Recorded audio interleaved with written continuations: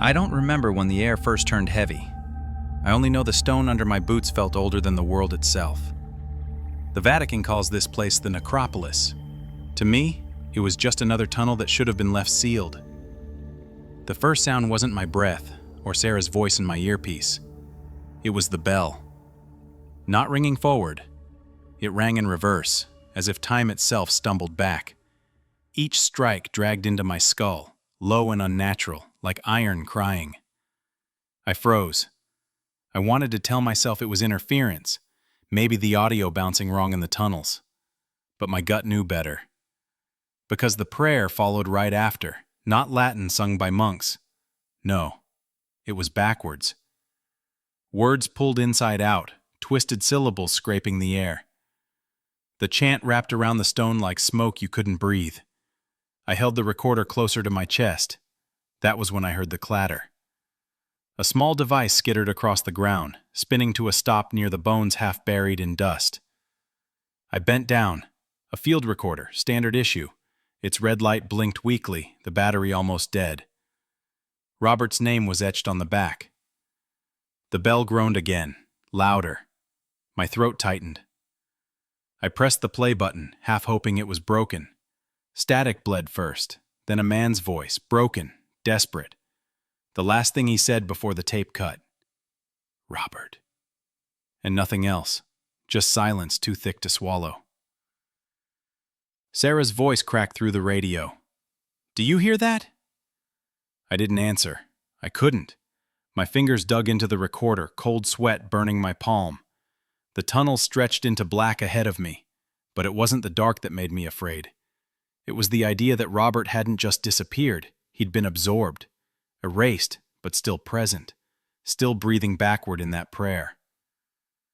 The bell struck again, in reverse, like a door shutting the wrong way, and I realized, whatever rules govern this place, they weren't written by men. I'll come back to that night, but first, you need to know how it started. Langley never feels quiet. Even in the early hours, the building hums with recycled air and decisions that weigh heavier than they look on paper. I signed for a recorder, a secure phone, and a packet stamped with a black bar. The black bar always means something they don't want me to read. It never means safety. Commander Reyes didn't sit. He stood at the end of the table, sharp lines, clipped tone. We've got a problem in Rome. Embassy? I asked. Worse. Archives. He slid the file. Robert, cultural attaché. Access privileges to the Vatican secret archives. 5 days ago, he disappeared. Last ping placed him near the necropolis under St. Peter's Basilica. I stared at the photo. A man in glasses, a smile soft enough to be ordinary. What was he doing down there? Research. It doesn't matter now. He's gone. You and Blake leave tonight. Cover, cultural theft liaison. The Vatican doesn't open doors twice. Sarah Blake leaned against the doorframe, coffee in her hand. We're both going then, she said. Reyes didn't argue. The flight pushed us into Rome's morning cold. The embassy car left us at a gate smaller than it looked, guarded by men who didn't blink enough. Vatican City makes you small, fast. The streets outside smelled like stone and coffee. Inside, the corridors smelled like polish and silence. Cardinal Victor Kovac met us in a hallway painted with centuries. Mr. Parker, Miss Blake, welcome. You ask about Robert. You will speak with Father Tomas Varga. His smile ended before his eyes. We followed guards down staircases that narrowed into stone. The temperature shifted as though the air remembered when it was buried alive. Father Tomas Varga stood in the chamber below, lit by narrow lamps and thick candles. He looked carved from the same stone he guarded.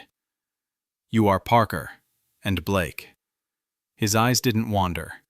You are permitted the main corridor, the transept, and the chapel of the fishermen. You will not enter side passages without a guide. We're here for Robert, Sarah said. He was not seen. He was inferred, Varga replied. He placed a linen pouch on a steel table. Inside, a broken badge, A cracked pen. Robert etched faint on the badge front. "These lay near the chapel," he said. "We do not speculate." Sister Anna Maria Ionescu entered with a ledger, fingers ink-stained. Robert's access to the archives was logged. He did not check out. He did not check in here. Her voice was duty, not excuse. "What was he reading?" I asked. "Funerary law manuscripts, patience work." He was patient. Brother Jun-Soo appeared, keys ringing sharper than they should. Silent, steady, eyes unreadable, dependable, not safe. Sarah glanced at me, subtle, the kind of glance that measures how much longer to trust a stranger. Varga led us to a landing marked 13. He stopped, hand against the stone. "Before you go further, rules, not ceremony, consequence. I speak them once." He raised a hand. "The first rule, do not step past the 13th stair when the bell is sounding. You wait. You do not answer it." A second finger. "The second rule, if prayer moves backward, you keep silent. Silence is survival." Third. The third rule, do not face the mother when the bell reverses. Eyes to the floor. Fourth. The fourth rule, when the lights die, close your eyes before you count, not after. Fifth. His voice dropped. The fifth rule, do not write in the side chapel. Not a word, not even your name. If it writes for you, leave it. Silence pressed after. Sarah asked anyway, "Are these traditions, or did something happen?" Varga's eyes didn't move. "You are here because a man ignored boundaries. You are here to avoid the same." The chapel of the fisherman was small, the air heavy. The scratch on the floor could have been anything, but my chest knew it wasn't. I crouched, traced it with my eyes. "Did he write here?" I asked. Varga's tone stayed even. "He wrote elsewhere. Then he came here." "Show us the elsewhere," Sarah said. We walked to a side chapel marked with a faint cross in stone. The air carried a sweetness that didn't belong underground. Brother Jun-Soo stood at the threshold and didn't cross. He didn't need to explain. His silence was enough. Sister Anna Maria spoke low.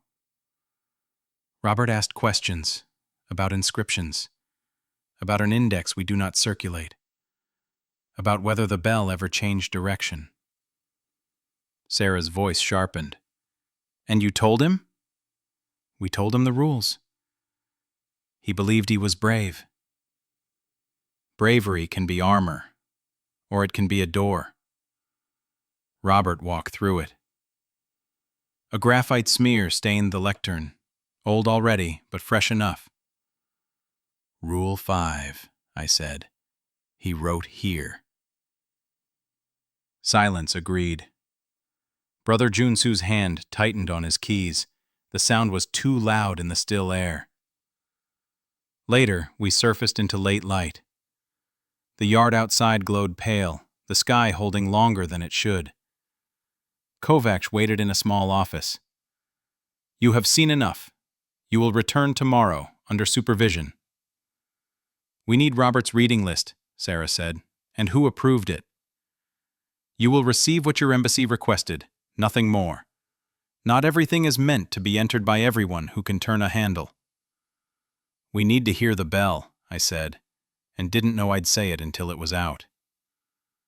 For the first time, Kovacs's face shifted. "No one needs to hear the bell. It is not an instrument. It is a consequence." Sister Anna Maria adjusted her ledger. "Walk the corridor with Brother Arul tomorrow at dusk.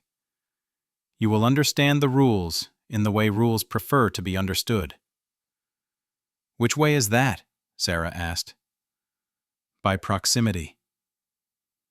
The meeting ended like stone doors shutting. Outside, the chapel lamps burned red behind glass, steady, no flicker. The air smelled of incense and old iron. Rome outside the wall moved, alive, loud. Inside, the silence clung. At the annex, I laid the pieces on my desk. A badge, a pen, a scratch on stone, an unlogged exit from the archives, and 5 rules that sounded like theology, but read like an emergency plan. I wrote them down. The first rule, the second rule, the third, the fourth, the fifth. I didn't number them yet. That is for later, when rules stop being words and start being weights. I couldn't sleep. The radiator ticked. My recorder's red light stared. I pressed record and whispered into the dark. Robert. Names are ropes. Sometimes you throw one into the dark just to see if something pulls back.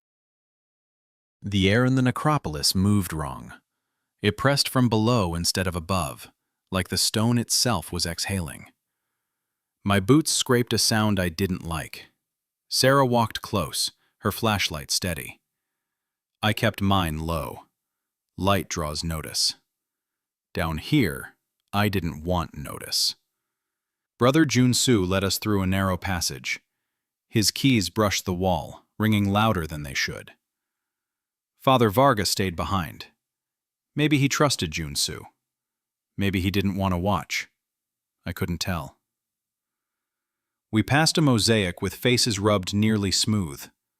Only the eyes survived. They followed. The glass case hummed out of phase with my breath. When I lifted a hand, the sound lagged, as if the air moved before I did. It stayed, frozen, like it hadn't agreed to the same movement. I lowered my hand fast.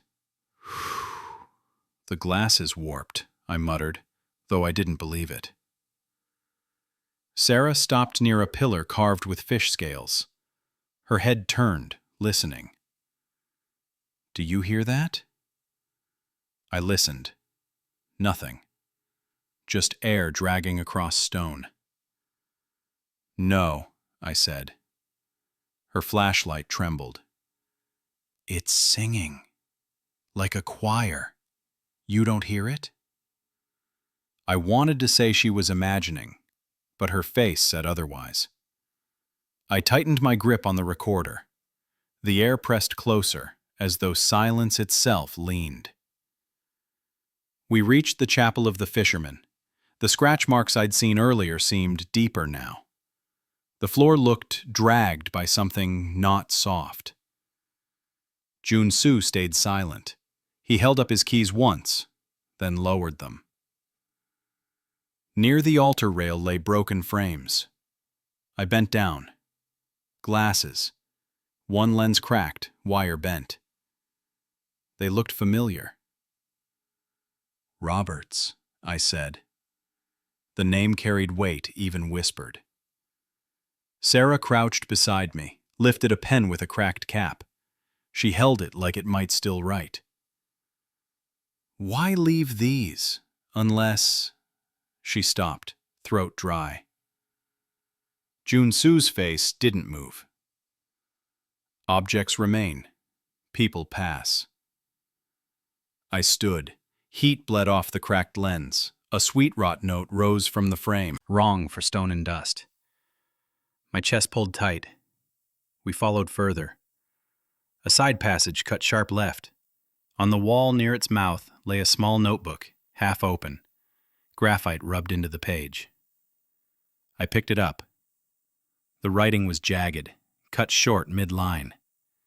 My skin burned holding it. He wrote here. Sarah's eyes widened. Rule 5. The words blurred under the beam. Sentences began, then folded into lines that didn't belong to English. Marks repeated, as if his hand had been forced. The last legible line. The bell is not a sound. The bell is a direction. I closed the notebook fast. My palms stung. We need answers. We returned to the main corridor. Sister Anna Maria waited at the junction, ledger at her chest. She looked from the notebook to my face. You should not hold that. It records what is not meant. Robert held it, I said. Now he's gone. You want us blind too? Her mouth trembled, but her tone stayed steady. Blindness is safer than sight. You came to find a man. Do not trade him for yourselves. Sarah snapped back. You know more than you're saying. Did Robert talk to you before he vanished? He asked. We answered with rules. He did not obey. She touched the ledger's edge. No one can help a man once he chooses the wrong door. I wanted to throw the notebook at her feet. Instead, I kept it. The graphite smeared on my hand like ash. We walked deeper. Light bled thin, candles guttering. My reflection in a silver reliquary staggered behind my step. It smiled when I didn't. My throat locked. I pressed forward. Sarah gasped. The choir again. Louder now. I heard nothing but the rush of my own pulse. We reached a chamber with frescoes half-eaten by moisture. Junsu raised his keys. Here you stop. Why here? I asked. Further is not for you. Robert went further. For the first time, Junsu's eyes shifted to me. Robert is not further. He is elsewhere. His voice carried no malice. That made it worse. Elsewhere was a word with no map. Sarah's hand brushed my arm. Stephen. Listen to him. I should have, but my reflection in the reliquary's dull shine lingered a second too long after I turned away. That was the incident I couldn't reason through. The one no light could fix. I told myself it was glass. I told myself it was angle. But deep down, I knew. We pulled back toward the surface. Kovacs was waiting in a chamber lined with marble plaques, names that didn't translate. He watched us with still eyes. You went further than agreed. We found Robert's notebook, I said, holding it up, and his glasses. His pen. Don't tell me you don't know what happened. We do not deny objects, he said. We deny interpretation. That is different. He wrote lines that don't belong to him. They don't belong to anyone. What forced him? Kovacs's expression didn't shift. What forces a man is his own conviction. Nothing else. He wrote because he chose. Sarah shook her head. You're lying. You're all hiding what this place is. We preserve. That is not hiding. That is containment. I stepped forward, chest tight. Containment doesn't smile back at me in glass. Containment doesn't sing choirs only one of us can hear. Anna Maria's voice cut the silence. It sings because someone must hear. It reflects because someone must see. Robert heard. Robert saw.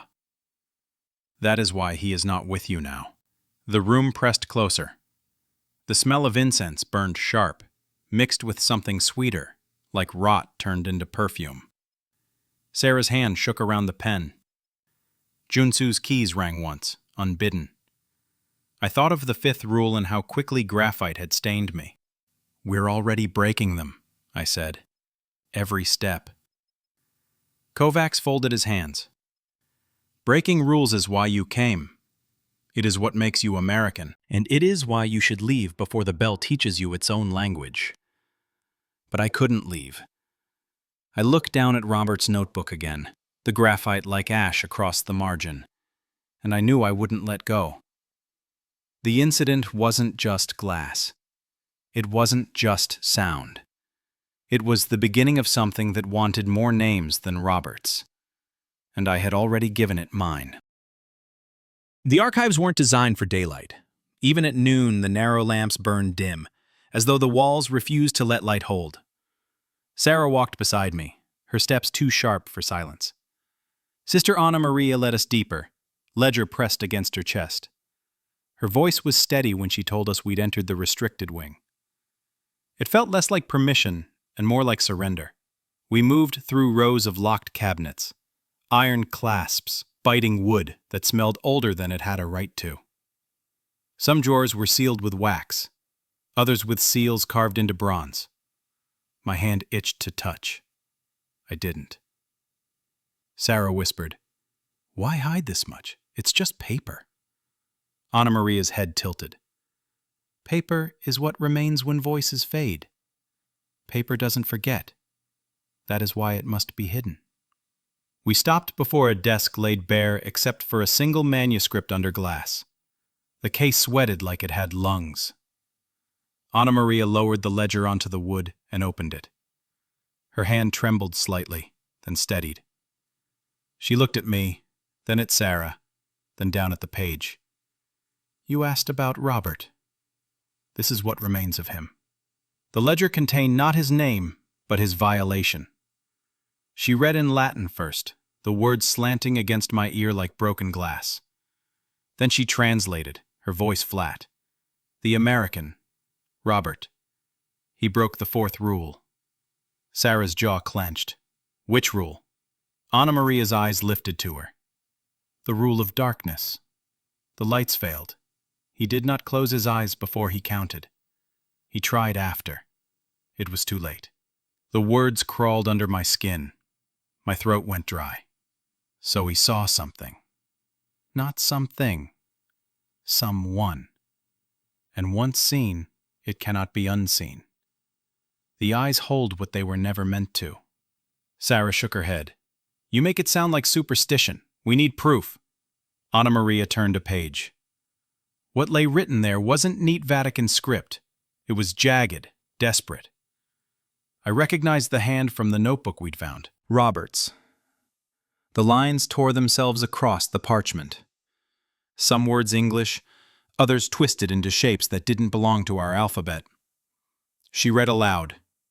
Her tone cracked, but she didn't stop. "They tell me not to count, but the dark demands numbers. 1, 2, 3. And something counted back. It stood beside me. It whispered, 'The 13th stair is not a step, but a mouth. It waits. It waits.'"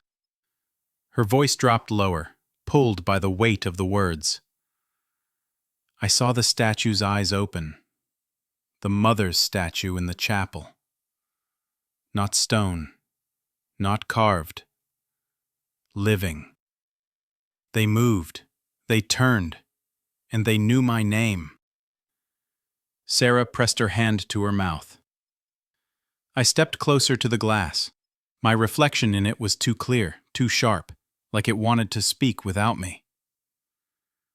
"Where did you get this?" I asked. "Who recorded it?" Anna Maria's knuckles whitened. "He left it in the side chapel. When we found him, he was not gone. He was between. Breathing but not breathing. Speaking but not speaking. The gendarmerie wrote missing.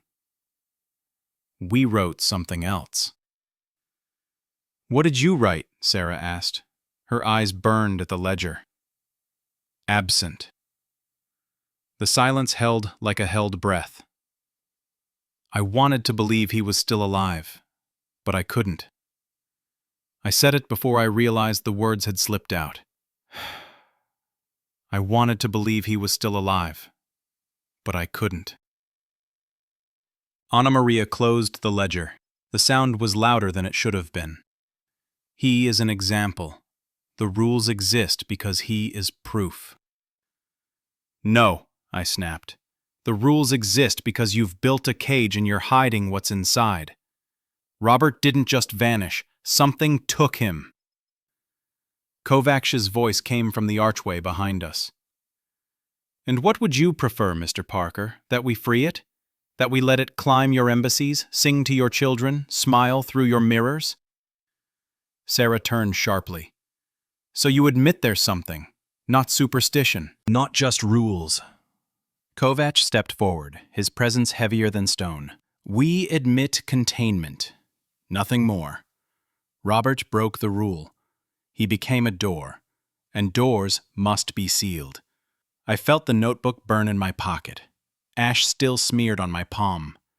My heart beat wrong, too loud in my ears. Then why show us this, I asked. Why not keep it buried? Anna Maria's eyes glistened.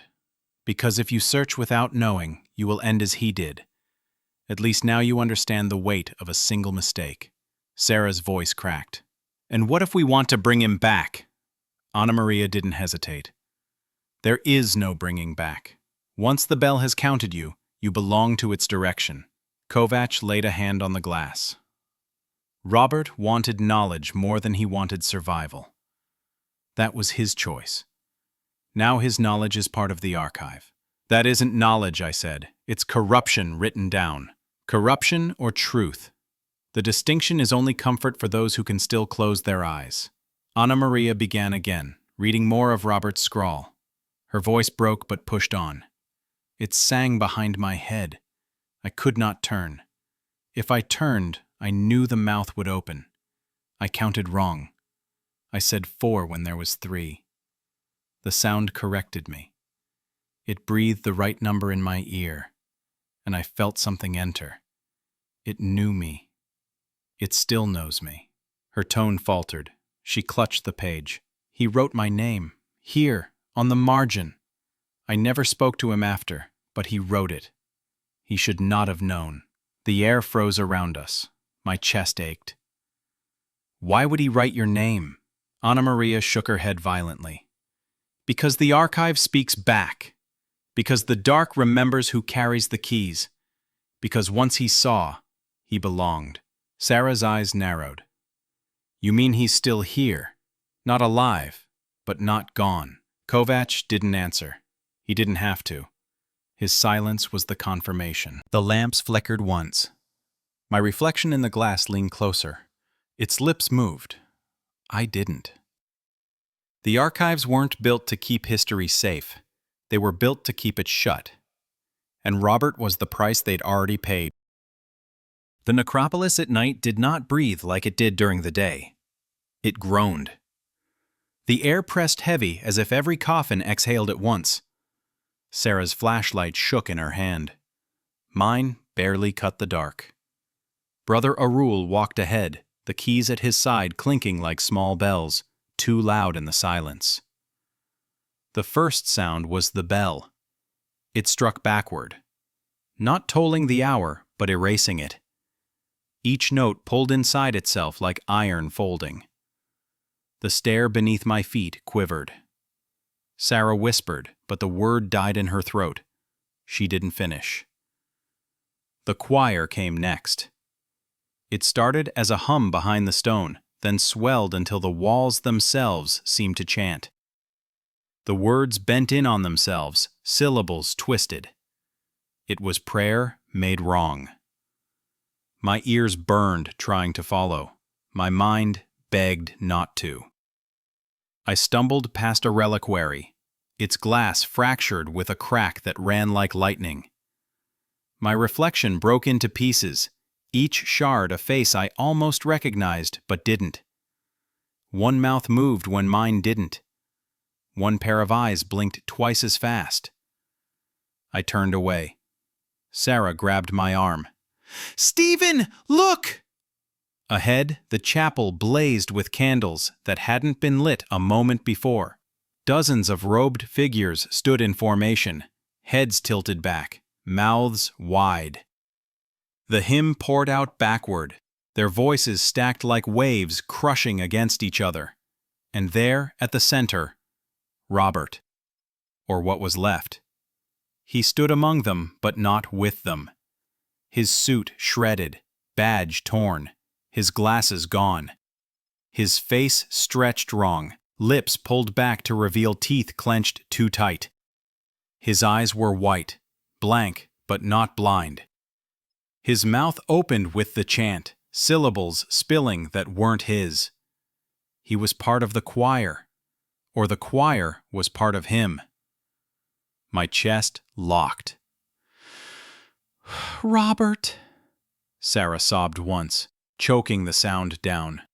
He's alive! No, he's not. The words tore out of me heavier than stone. He is something else. Robert's head jerked toward us. His lips didn't stop moving, but I knew he saw. His face split with the chant, and for 1 second, beneath the prayer, I heard his voice buried. Leave. The bell struck again, in reverse. The walls shook. A mirror in the chapel cracked, spiderwebbing. In its shards I saw the figures multiply. More Roberts, more white-eyed mouths chanting. Sarah covered her ears, fell to her knees. Brother Arul raised his hand, shouting over the roar. Do not answer! Do not count! The robed figures screamed a note so perfect it wasn't human. My skull rattled. Blood ran from my nose. Sarah clawed at my sleeve. Stephen, we can't stay! The candles flared. Wax melted too fast, dripping like flesh. The choir hit a pitch that broke glass. Every reliquary split. Bones tumbled, but the sound wasn't bone. It was laughter, wet and wrong. The smell of rot hit sharp, mixed with incense until it choked. Robert moved forward, stiff, puppet-like. His hand lifted. The notebook we had found slid from my pocket onto the stone by itself, opening. The graphite words wrote again without a hand. A line repeated over and over. The bell is a direction. The bell is a direction. I tried to grab it. The page burned. Letters seared into my skin. I screamed, but my voice disappeared under the chant. His mouth shifted. For a breath, his lips shaped English. Run. Then his jaw snapped too wide. His voice drowned back into the choir. His eyes rolled until only white remained. Sarah dragged me toward the passage. The walls closed in, shaking. Cracks spidered the ceiling. Dust fell in sheets. The bell clanged again, erasing time, erasing steps. I didn't know if we moved forward or backward. We stumbled past a mirror split in 4. Each shard showed a version of me I didn't want. One wept. One grinned. One bled from the eyes. One mouthed words I didn't know. I shut my eyes. The rules. Rule 3. Don't face it. Rule 4. Eyes closed before you count. I forced them shut. But in the dark, the images burned on my eyelids. Shapes clawed from inside the stone. Long arms reaching, dragging nails across the walls. My ears rang with the choir. It changed pitch. Low, guttural, then high, shrieking. Then hundreds of voices laughing at once. Sarah stumbled, hit the floor. Her flashlight rolled, beam cutting across coffins. The lids shifted. One by one, the stone slabs trembled, not opening, but breathing. The sound of lungs filled the corridor, air hot and cold in bursts. My skin blistered, then froze. I hauled Sarah up. Move! We ran. The corridor twisted, not the same path we had taken. Niches stretched, lengthened, walls bending. A coffin slid half out of the wall, its occupant gone. In its place was only a smear of ash and teeth. The smell of sulfur clawed my throat. Behind us, the choir followed. Their feet never struck stone, but the sound of robes dragged closer. And Robert's voice, low now, distorted, cut through the chant. Count with me! Sarah screamed back. Don't listen! The bell struck again. Each note tore my balance. My head spun. Steps stretched. The stairs lost their number. 13 stretched into 20, then vanished into nothing. My boots hit nothing, and then stone again. The stair didn't know its own number. My body pitched forward, caught only by Sarah's grip. We burst into a chamber where water seeped from the ceiling. Stalactites dripped like teeth, Candles floated in the pool, though no flame should survive water. The reflections showed us standing still, even while we ran. My double in the water turned and smiled, teeth black. I tore my eyes away. Rule 2. Silence is survival. I bit my tongue to stop the scream. The choir surged. The water rippled without touch. Robert stepped through them, his body stiff, voice layered. His hand rose toward the water. The reflection of me in it whispered something I didn't say. The candles burst, showering wax like rain. The flames hissed, then reignited in midair, clinging to nothing. They floated between us and him, lining the path back out. A false path. A trap. Sarah pulled me sideways. Her voice cracked. "Stephen! This way!" We sprinted down another passage. Mirrors lined the walls, but they didn't hold glass. They held water that rippled. Each reflection showed us running, but slower, lagging behind. Some didn't move at all. Their mouths opened, screaming soundless prayers. I stumbled again. My chest heaved. The notebook burned against me, even closed. The graphite words pulsed like a second heartbeat. Robert's chant echoed everywhere. The bell waits. The bell counts. The bell opens. We ran until the corridor itself seemed to inhale, sucking us forward. The sound of stone lungs thundered. The last thing I remember is Sarah's scream and my own blood in my mouth as the bell struck once more, erasing the stair beneath my feet. I should have died there. Maybe I did. All I know is I opened my eyes, and the Vatican was gone. Langley doesn't feel like safety anymore. It feels like distance. The kind of distance that isn't measured in miles, but in memory. I sit in the same room where Reyes gave me the file on Robert. The table hasn't moved. The air still hums with the same machines. But I am not the same. The report I filed is short. It has to be. CIA language doesn't allow for ghosts or bells that erase hours. The official line says Robert is missing, presumed dead. That's how the file ends. One line. No body, no questions. Closed.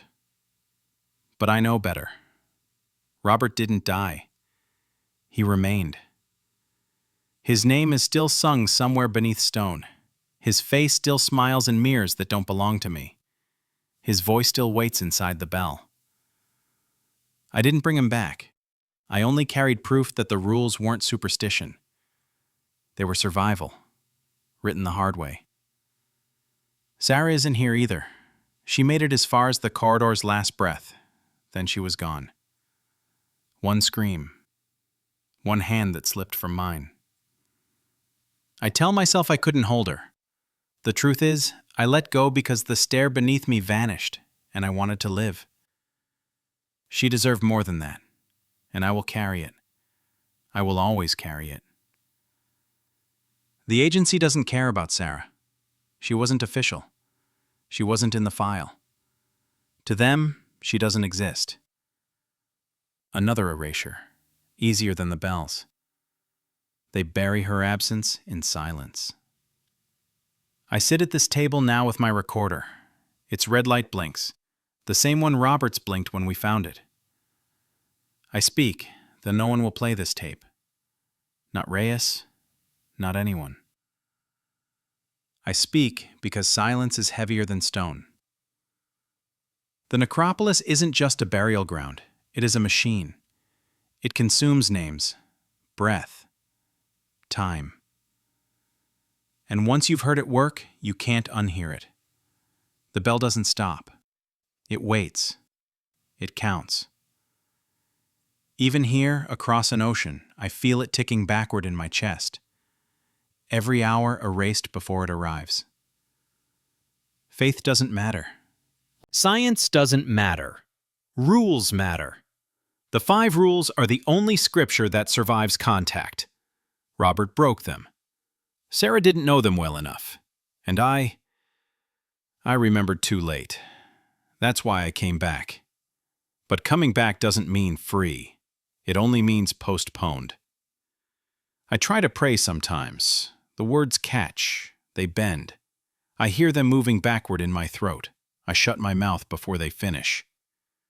Silence is survival. I live by it now. I read the last line Robert wrote until the graphite smear becomes part of my eyes. The bell is a direction.